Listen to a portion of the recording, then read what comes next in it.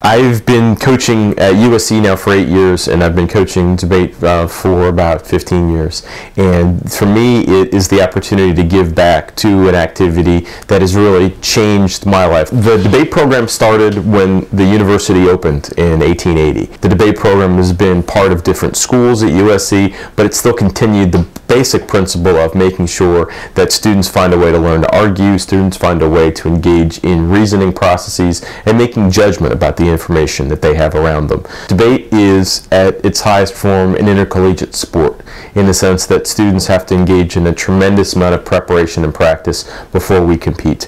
At a far more fundamental level, debate changes the way people relate to information.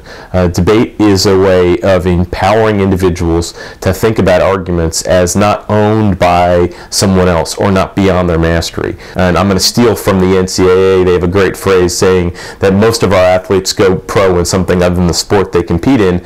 Very few people go pro in debate.